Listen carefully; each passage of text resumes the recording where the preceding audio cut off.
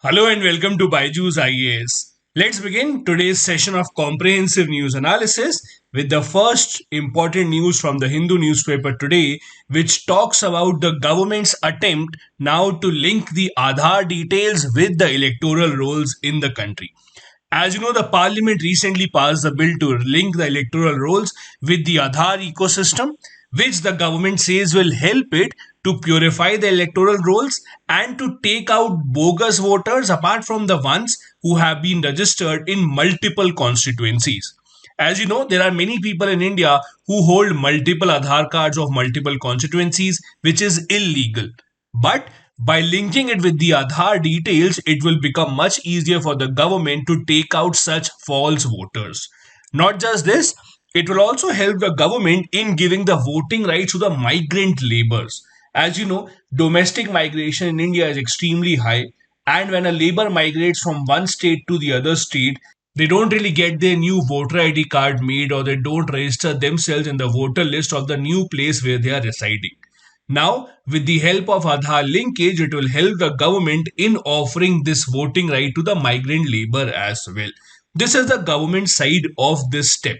However, a lot of people are against this particular step of the government, saying that it will possibly rule out a lot of people from the valid voter ID list. People who are not willing to share their Aadhaar details because of concerns of privacy would not be allowed the right to vote. This is a major concern. On one hand, the government keeps on saying that the Aadhaar is not mandatory. You cannot be forced to make an Aadhaar card. On the other hand, the government one by one is making all your services mandatory with respect to Aadhaar. So if you don't have an Aadhaar card, you will not be able to take a lot of government services. Indirectly, you are being forced to take Aadhaar and share the details with the government of India, which is a cause of concern. The second cause of concern here is that Aadhaar is not necessarily a proof of citizenship. Even if you are not a citizen of India but you are residing in India, you can get your Aadhaar card made. Aadhaar is necessarily a proof of residency and not citizenship. So, how will you depend on the Aadhaar data to give the right to vote to the people and include them in the electoral list? That also remains a cause of concern. Essentially, as per the Aadhaar Act, every resident is entitled to get an Aadhaar number. And a resident is an individual who has resided in India for a total of 182 days or more in the last 12 months before filing the application for enrollment in Aadhaar. On the one hand, the government is trying to purify the electoral data by depending on Aadhaar. But the problem is that the Aadhaar system in itself is not beyond criticism. There have been complaints about many fake Aadhaar cards being made across the country. Not just this, as I said earlier, Aadhaar is voluntary by law.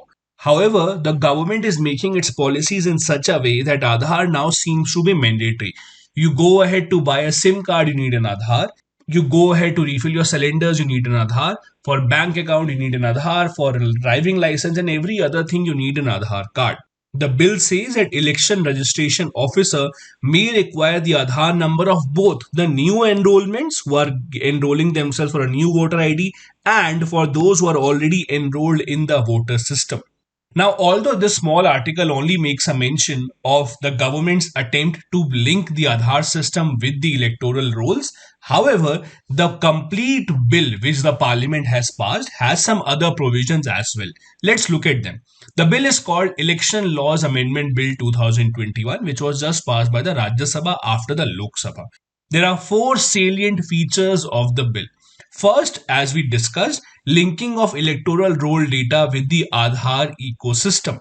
This is in line with one of the reports given by the Department Related Parliamentary Standing Committee on Personal, Public Grievances and Law and Justice. Apart from this, the bill also talks about having multiple qualifying dates. Now, as soon as you turn 18 years old, you are eligible to vote in the Indian election. However, the qualifying date was 1st of January. Thus, many people who turned 18 in the middle of the year were left out of voting even though they were 18. So now, as per the bill, there will be four cutoff or qualifying dates for updating the electoral rolls. That is 1st Jan, 1st April, 1st July, and 1st of October. So With respect to any of these dates, whenever you turn 18 years old, you shall be eligible to get your name listed in the electoral rolls and you will be allowed to vote. Another very interesting part that no one is talking about is the change in the language with respect to service voters. As you know, service voters means members of the armed forces of the Union or members of a force which have been subjected to the provisions of the Army Act, or any person employed with the government of India and is positioned at a post outside the India. These are called service voters.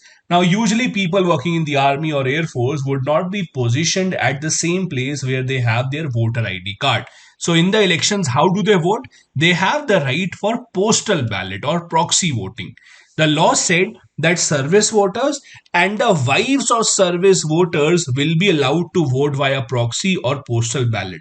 But the problem is, what if the person who is working in the armed forces is a female and she is living with her husband? The law did not talk about husband of the service voters, it only talked about the wife of service voters. So now this has been replaced, and now the law says spouse of the service voters will also be given the chance to vote by proxy or to vote by a postal ballot. So it has become much more gender neutral now. Another small change in the law is that the Representation of People Act 1951 originally permits the state government to request premises that are needed to be used as polling stations or storing of ballot boxes after the poll has been conducted. Now, such premises can be requested for other purposes also, such as accommodating the security forces, polling personnel, etc. These are the main changes introduced as per the law that was recently passed in the Parliament of India. Now, the Aadhaar itself, ever since its introduction, has been at the center of debate multiple times. The Supreme Court also has talked about Aadhaar in multiple cases. Initially, it was in 2011 that the central government introduced the Aadhaar card as a new identity document valid throughout the country. As we discussed earlier, over the years, the government has made Aadhaar card kind of mandatory for a lot of welfare schemes, such as the midday meal scheme, Manrega scheme, etc. Now, against this, the Aadhaar card scheme was challenged in the Supreme Court by Justice K.S. Puttaswamy, who himself was a retired judge of the Karnataka High Court.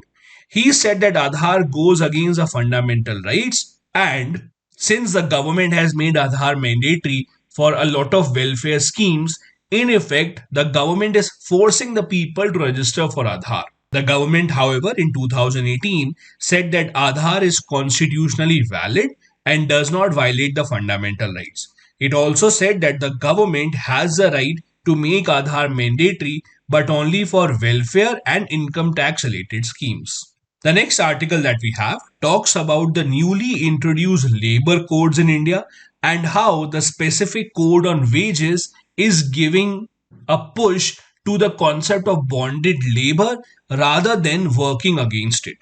The author here talks about the concept of debt bondage. Debt bondage means that when a worker works in an industry, he or she usually, because of lack of money, takes an advance payment for some family emergency.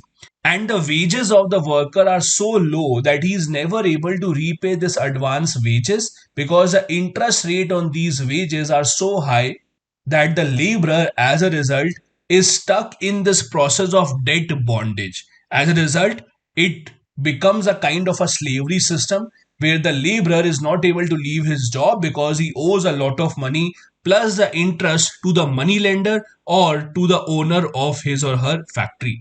While the government should work to eradicate this system, as per the author, the new code on wages in fact gives encouragement to this particular system. The author here gives an example of how this current system is bad as compared to the earlier one.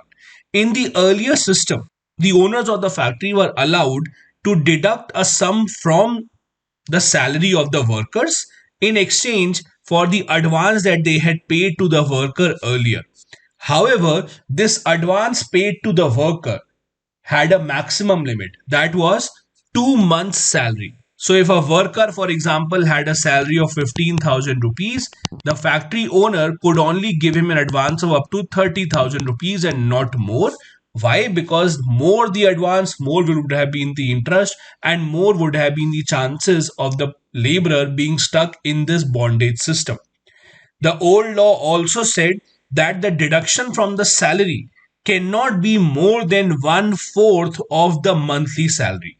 So, again, if the person usually earns 20,000 rupees in a month, the deduction cannot be more than 5,000 rupees in a month. That was under the old system. However, the new code on wages changes these 2 points and makes it against the interest of the laborers. How exactly? As per the new code, the deductions from the wages can be for advance payment made and for the interest that is due on those payment. So it specifically encourages a factory owner to put interest on the advance payment that they have made. Second, the maximum cap on the advance payment, which earlier was worth 2 months of the worker's salary, has been removed. So now, if a salary of the worker is 10,000 rupees, even then he can take an advance of up to 1 lakh rupees. That increases his or her chances of being trapped in the bonded labor system.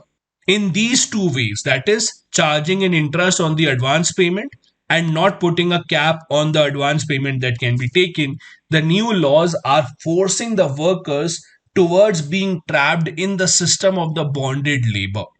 Not just this, earlier the limit of deduction from the worker's salary was one fourth of the monthly salary.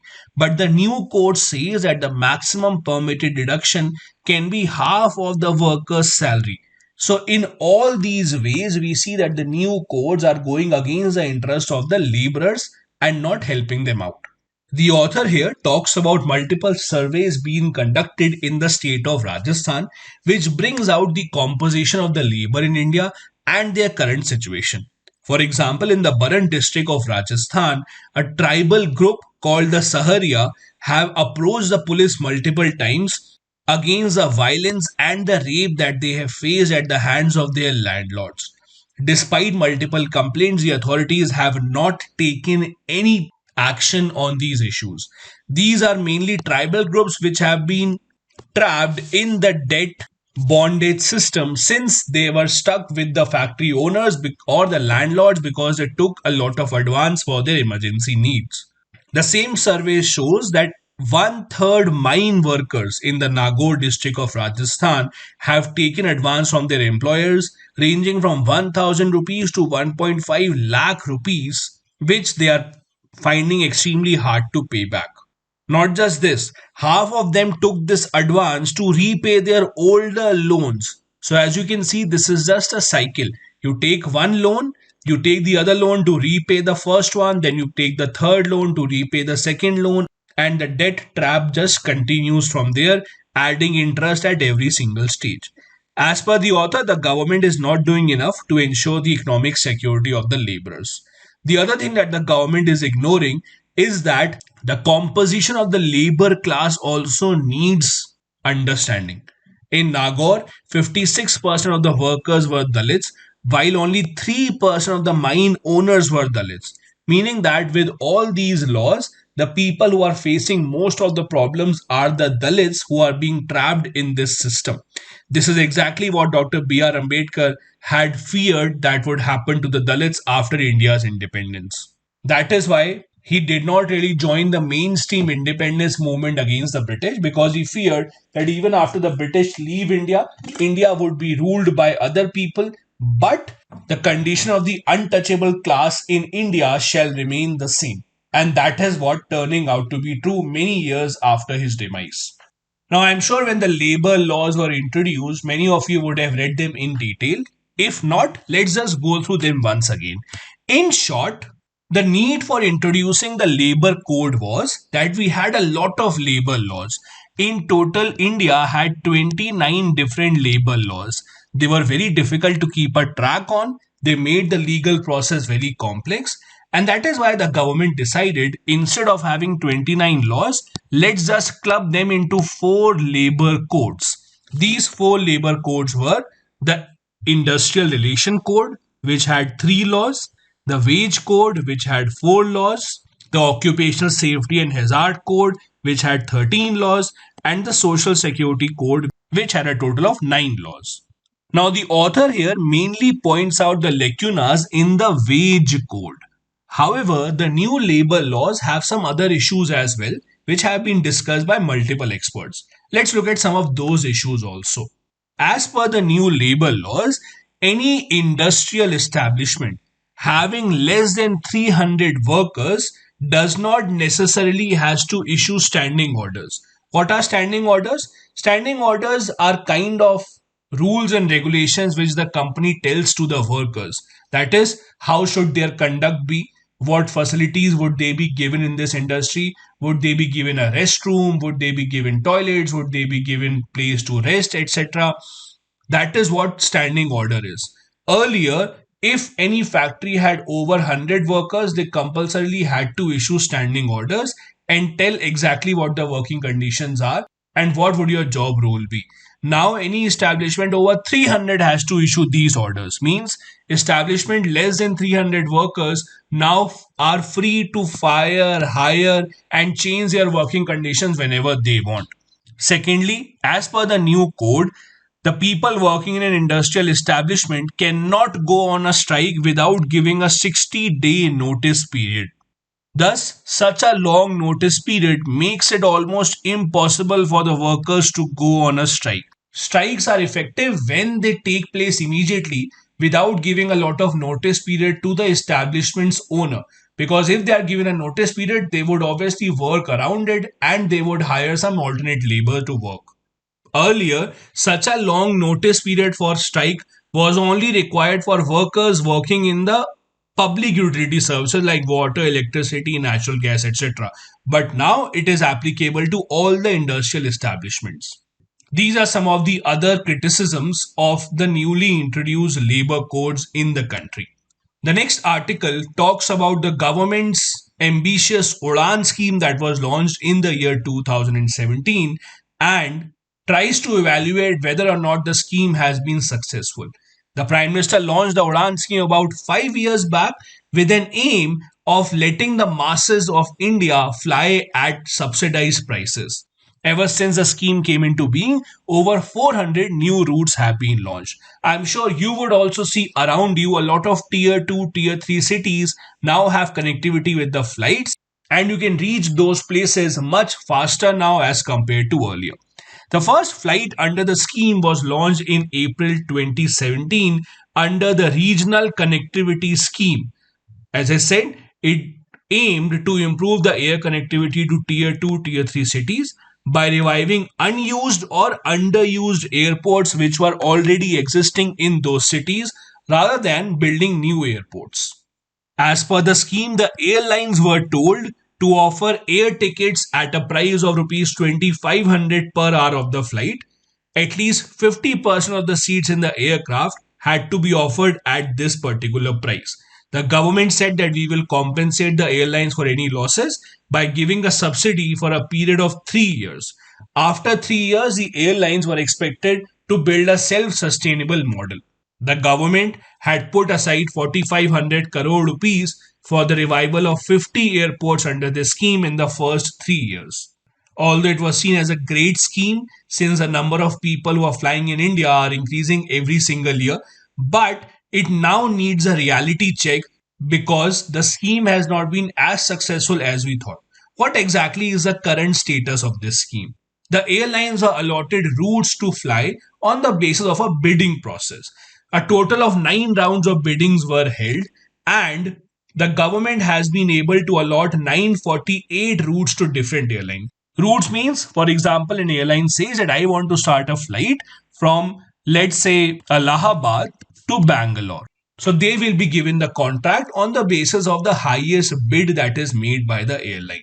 These 948 routes that were awarded by the government of India connected 65 airports. But as per a recent statement given in the parliament by the government, some of these routes have even been discontinued. Why is it that the government has not been able to reach the aim under this scheme? First, the failure to set up airports due to lack of availability of land. As you know, having an airport requires huge land, and that land is not always available in cities. As we discussed, this scheme focused on making use of underutilized or unused airports. But in most of these cases, these airports and their land was diverted to be used in some other way. Secondly, the airlines were unable to start the flights on the routes that were given to them because they did not really have enough finances. And due to the pandemic, the airline sector was hit extremely hard. Although the government has taken some initiatives, such as connecting hilly areas with the air routes by using helicopters and seaplanes, linking the state of Assam with several other international destinations in South Asia and Southeast Asia. But most of these initiatives have not really been translated into reality and have remained on paper.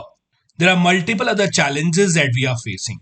For example, small regional carriers, for example, TrueJet, are facing a big financial crisis. Now, when you book a ticket, usually on online platforms, you will see the names of only a few airlines time and time again. Air India, Indigo, SpiceJet, Vistara, Air Asia. But the reality is that there are some other regional carriers also which were doing very well for themselves until the pandemic hit. TrueJet was a very good example of that. It had six planes, but as you know, maintenance of these planes, giving their installments to the banks, or giving rent to the company if they are on a rent, is a very high expenditure. As a result of which, TrueJet now has only one plane that is flying. And although they were awarded 42 routes by the government under this scheme, they're only operating on 8 routes because they have only one aircraft. Similar is the situation with airlines such as Air Odisha, Air Deccan, which won 84 routes, but both these airlines had to shut down because of the financial troubles, mainly due to the pandemic. The government now has to reallot these routes. In the Udan scheme, it has been seen only those routes have been successful which were awarded to big airlines such as Indigo, SpiceJet, etc. That has raised questions over the future of this scheme. The government, as we discussed, had offered to pay subsidy for 3 years for the airlines and asked them to become self sufficient till that. But it seems that it would not be enough. Airlines such as TrueJet have asked the government to give an extension of at least 2 more years to help them go through this problematic period. It remains to be seen if the government takes a step in this regard. Now, another interesting thing to discuss here is why is it so hard to be an airline to be successful in India? We have seen so many Indian airlines failing year after year. And the fact is that it is not just true with India. Around the world, you see the airline business is one of the toughest to be successful in. There is a very famous saying that the easiest way to become a millionaire is to start as a billionaire and then start your airlines business, and you will become millionaire overnight. Except some of the international airlines such as Singapore Airlines or Lufthansa, it is very difficult for the airlines to charge a premium on their ticket. As a customer, you usually go for the cheapest airfare no matter what. You can take a very simple example. If you have to order food from a restaurant online, you check the price on Swiggy, you check the price on Zomato. Even if one of them is offering you the same dish at 20 rupees cheaper, you will usually go with that app only. So if we can change our loyalty for a brand for just rupees 20, why would we not do the same when we are booking an airline ticket? That is why the companies are under extreme pressure to offer the cheapest tickets to their customers. Although a lot of people are flying in India as compared to earlier, but at the same time, many airlines are closing down. Airfares in India are only affordable in those routes which are very frequent, like Delhi Mumbai, Delhi Bangalore, Mumbai Bangalore, Delhi Hyderabad. But if you are flying to cities which are not very frequent, then you might have to pay a premium for that. Now, why is it that the airlines are charging such a high sum but still going into losses? See, most Indian airports are run by the Airport Authority of India. There are only five private run airports in India, that is Delhi, Mumbai, Kochi, Bangalore, and Hyderabad. Now, the problem is that the airlines have to pay a hefty fee to the airport operators for parking of their aircrafts, for landing, and for takeoff. The larger and the heavier the plane is, the charges are even higher for them. Whenever the airlines have to send their planes abroad for maintenance, they again have to pay an extremely high fee along with the taxes, and the government does not really help in this regard. The government puts extremely high taxes on the special fuel that is used by these aircrafts as well. The government policies also in the past have not been very helpful. For example, till 2016, the government had a 50-20 rule, meaning that if you open up a new airline in India, you would want to fly internationally so that you can charge a higher fee from the customers. But the government under this rule said that only after you have operated in India for 5 years and you have at least 20 aircrafts, only after that you can fly overseas. Means if you cannot buy more than 20 aircraft, you cannot fly overseas. This was finally changed by the government and the 5 year clause was taken out. Now, to fly abroad, you just need to have at least 20 aircrafts. But still, the government has not gone back on reducing taxes on the airline fuel or reducing the fee from the Airport Authority of India for landing or parking of aircrafts on the airports. Just to give you an idea of the number of airlines that we have seen shutting down in India over the years. Many of them you might not have even heard of. There was Paramount Airways, MDLR, there was a East West Airline, Modi Luft, etc. Also, if you are keen on reading more, I would suggest you to read the case study of Southwest Airlines. This is a US based airline and is said to be the only airline in the world which is highly profitable year after year. They have followed a lot of very interesting and unique policies over the years to remain extremely profitable. You can read about them as well. The next article that we have talks about the Union Territory of Ladakh and its demand to be included in the sixth schedule of the Indian Constitution.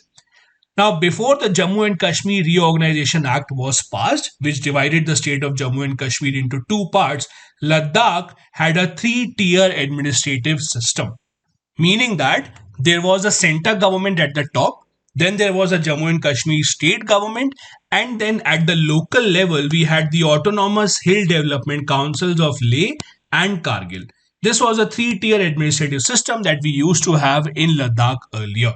Although these councils were not a part of the sixth schedule, but still there were certain safeguards given to the tribal population of the Ladakh area. However, ever since the government of India decided to revamp the Article 370 and open the land of Jammu and Kashmir to outside people as well, there has been a lot of fear in Ladakh as well, especially regarding the rights to own their own land. When Jammu and Kashmir used to be a state, the Jammu and Kashmir Public Service Commission officers were stationed at Ladakh as well. But now, Ladakh specifically does not have any state public service commission. Not just this, the Ladakh Hill Council also is not allowed to recruit people at the district level. Mainly, Ladakh is being run by people appointed by the Lieutenant Governor only. The local people of Ladakh believe that this is an interference on their independence, and the people appointed by the Lieutenant Governor are not essentially aware of the culture and the rights of the people of Ladakh. And that is why they need more protection and they want themselves to be included in the sixth schedule of the Indian Constitution. Right now, there is no law in Ladakh that protects their land or jobs. Although the Union Ministry of Tribal Affairs itself recommended that Ladakh should be included as a tribal area, but it has not been done. The Ladakh area used to have 6 MLAs and an MLC in the Jammu and Kashmir Legislative Assembly and Council, but that also has been taken away. The only representative from Ladakh now who represents Ladakh outside the region is the one member of parliament who usually speaks about the rights of Ladakh in the Lok Sabha. The article makes a point that although the Lieutenant Governor has been appointed to take care of the matters of Ladakh, but its working and functioning is very different from the way that other institutions in Ladakh used to function earlier. More focus has been put on creating an image that a lot of work and development is taking place in Ladakh rather than on ground work really happening.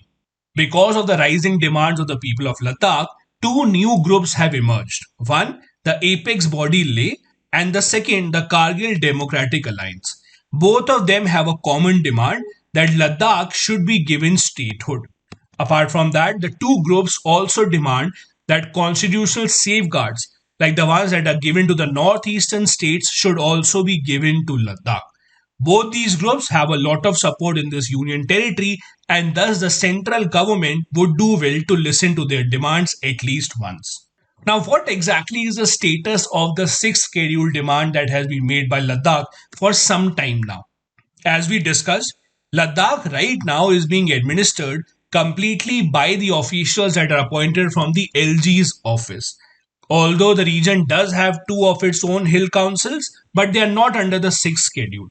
They just have power to collect some local taxes such as parking fee and land revenue on very small pieces of land. The National Commission for Scheduled Tribes also recommended that Ladakh should be placed in the sixth schedule of the constitution. The reason being that 90% of Ladakh's population is tribal. They belong to the Balti Beda, Bodh, Brokpa, Changpa, Gara, Mon, and the Purigbar tribes. They also have their own distinct cultural heritage which needs to be promoted and preserved. Once Ladakh becomes a part of the sixth schedule, it will give a boost to the democratic rights of the people because the states in the sixth schedule have their own autonomous district council of 30 members, out of which 26 are elected by the people living in this area. However, the major stumbling block behind Ladakh's inclusion in the sixth schedule is that as per the Constitution of India, sixth schedule is specifically for the northeastern states, and thus it would require a constitutional amendment to place Ladakh in the sixth schedule. In fact, the government has been extremely careful in placing the states in the sixth schedule. For example, even Manipur, which is predominantly tribal in some places, is not in the sixth schedule. States of Nagaland and Arunachal Pradesh, also which have a lot of tribal population, are still not in the sixth schedule. So, if the government does go ahead with including Ladakh, the government is certain that the same demand will come from these states in the northeast as well. In Indian polity, I'm sure all of you would have read about the sixth schedule of the Indian Constitution.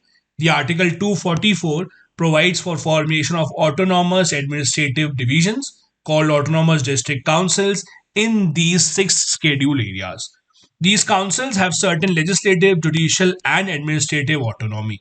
We only have four northeastern states under the sixth schedule, namely Assam, Meghalaya, Tripura, and Mizoram. It is the governor who is empowered to organize these autonomous districts, with each of them comprising of 30 members, out of which 4 are nominated by the governor for a 5-year term, while the other 26 are elected on the basis of universal adult franchise.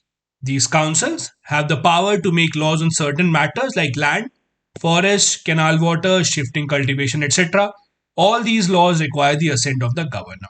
They can constitute village council or courts for trial of suits and cases between the tribes as well. They can establish, construct or manage primary schools, dispensaries, markets, etc., and assess and collect land revenue on certain specified taxes. Thus, as you can see, it will give a lot of increased autonomy to the people of Ladakh if they are placed in the sixth schedule of the Indian Constitution. The next article that we have talks about an old problem between India and Sri Lanka. That is, the Sri Lankan Navy detaining Indian fishermen on charges that they crossed the international maritime boundary line and entered Sri Lankan waters to search for more fish. Such kind of reports can be seen very often in the newspaper, and unfortunately, the issue still remains unresolved after so many years. Now, what exactly is this issue between India and Sri Lanka, and can this be resolved in the coming years? Now, before 1974, it was very natural for Indian and Sri Lankan fishermen to enter each other's waters without much conflict. Whoever got hands on the fish belonged to them. However, between 1974 and 76, India and Sri Lanka signed 4 maritime boundary agreements, under which there was an international maritime boundary that was carved out between the two countries. One major point of contention was that, as per the agreement, the very small island of Kachativu was ceded to Sri Lanka by the Indian government without even consulting the state government of Tamil Nadu. Earlier, the Indian fishermen used to go to this island and used to use this for drying out their fishing nets. As per the agreement, the Indian fishermen were still allowed access to the island for resting drying their nets, and the annual St. Anthony Festival, but not for fishing. However, despite these agreements, the Indian fishermen continue to go to the side of the Sri Lankan waters in search for a better catch. There are mainly two reasons for that. First, the experts say that due to increased population of India, the Indian fishermen have almost exhausted all the resources on the Indian side, and rather than coming back empty handed, it is much better for them to go to the Sri Lankan waters, because deep down they also know that the Indian government will release them even if they are caught by the Sri Lankan Navy. The problem on the Sri Lankan side is, number one, it does not allow the Sri Lankan fishermen to use their own waters. And second, the Indian fishermen use much modern fishing trolleys that make it extremely difficult for the Sri Lankan fishermen to compete with them. Now, when Sri Lanka was going through a civil war in the era of 1980s and 1990s, the Sri Lankan government had disallowed movement of Sri Lankan fishermen in the waters towards the north of Sri Lanka because of military operations. That allowed the Indian fishermen to go to the Sri Lankan waters and catch as many fish as possible, which led to a boost in their business. But now, since the civil war in Sri Lanka is over, since 2010 specifically, there is a resurgence of Sri Lankan fishermen in the Park Bay area. They are trying to reclaim their lost base, which is legitimately theirs only, and that is why there is an increase in conflict between the two sides. As a result of which, we see an increasing number of Indian fishermen being arrested by the Sri Lankan authorities time and time again. The two sides have had multiple rounds of talks to resolve this issue, but unfortunately, there does not seem to be any permanent solution in sight right now. Just to give you an idea, these are what fishing trawlers look like. Huge boats having a much bigger capacity to catch fish. These are the ones which are now increasingly being used by the Indian fishermen, and the Sri Lankan fishermen, on the other hand, just use normal wooden boats. That is why they can't compete with the Indian fishermen and complain to their government about the Indian fishermen coming into their waters. These are the articles we wanted to discuss from the Hindu newspaper today. Now, a couple of practice questions. Number one, discuss the main features of the Udan scheme. What are the challenges faced by the government in connecting tier 2 and tier 3 cities with the metros? Second, what safeguards are provided to the states included in the 6th schedule of the Indian Constitution? Would Ladakh's inclusion in this schedule help the region in preserving its unique culture and heritage? Both these questions have to be answered within 250 words each. Thank you so much for watching the video.